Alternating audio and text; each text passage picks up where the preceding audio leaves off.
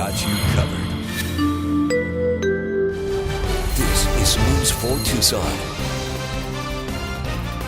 Getting you set for the Arizona Wildcats and the Utah Utes. I'm David Kelly, joined as always by Glenn Howell, U of A football class of 1985. We got a little bit of a sun today, but it's starting to feel a little bit like football weather here in Arizona as the fall temperatures come in, and a monumental task at the stadium tonight, Glenn, for the Wildcats against the Utah Utes, one of the best defenses in the Pac-12 conference, really in the nation. And I guess the first question is who do you start at quarterback this week? And here's kind of my thoughts on this. When I was looking at some tape of Utah and the opponents that they played, it looks like the best quarterbacks that give you a chance in a game like this are quarterbacks who can throw the football. That doesn't necessarily obviously mean Khalil Tate. Maybe you would lean towards Grant Gunnell.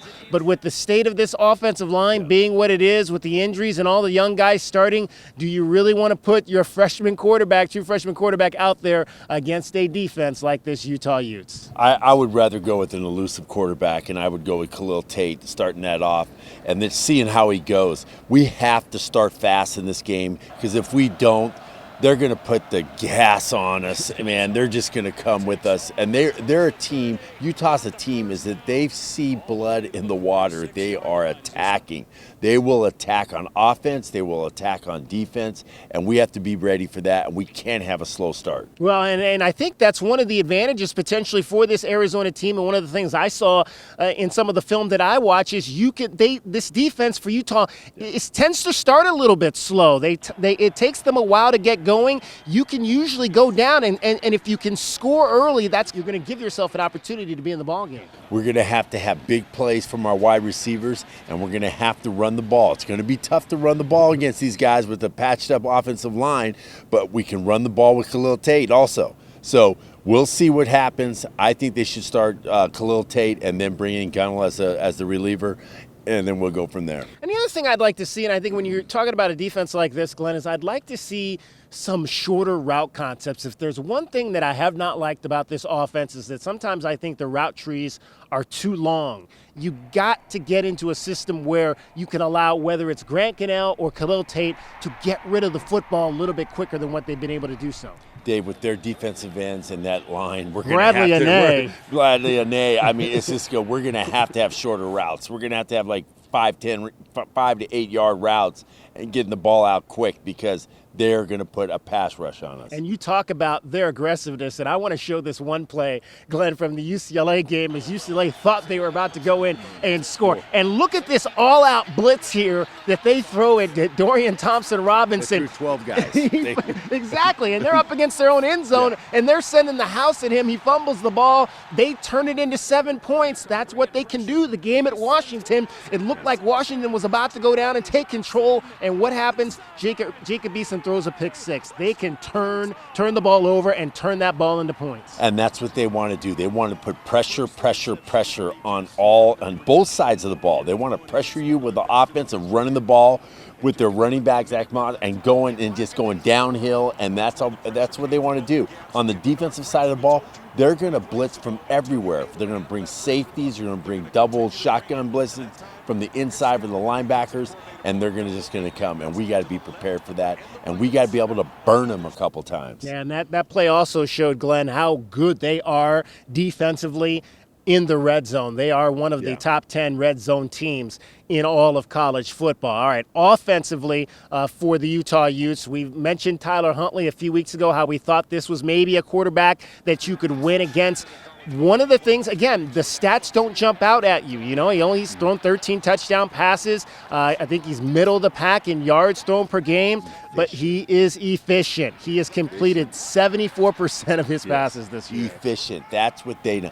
You know, Utah has always lacked, I think, a quarterback, and they just want an efficient quarterback. They have had quarterbacks in the past that have been all right, and they're flashy. And a couple of the 6'11" guy they had, I don't know, remember what his name was, but he was supposed to be the passer and everything, but he wasn't efficient. This guy is efficient. Tyler is efficient, and that's what they want to do. We want to be able to score with the run, and they're going to have a couple big plays, and then their defense takes over. Well, and Zach Moss in the running game, also a very efficient running back from the standpoint that the numbers don't jump out at you, but he gets about 6 yards every time that he carries the football. I think one of the interesting, you mentioned that the Wildcats have to be able to run the football in this contest. I think one of the interesting anomalies when you look at this Arizona football team this year is J.J. Taylor missed probably most of the first 5 games of the season. He missed all of 3 and played in parts of 2. The Wildcats were 4-1. He's been healthy for the last 5, and they've lost all 5.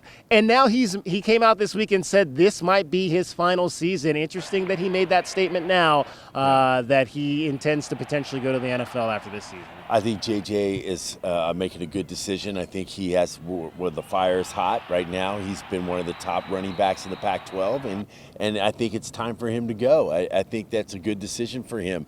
But it's a bad decision for us, but it's a good decision for him. But you know what? Now there's going to be all these other opportunities for these other running backs in the backfield. So we have to look at what are they going to do? How are these guys going to play? And I hope and I understand and I think and I believe that JJ is going to play just as hard as he can these last 2 games. Oh, there's no question about that. And Glenn, of course, the big news of the week, the firing of another defensive assistant coach, defensive line coach, Yona Uiagalelei. And we talked a little bit about the miscommunication that happened on the sideline at Oregon. Also, apparently there was an altercation between Coach Yu and Hank Hobson on the sideline during that ball game as well.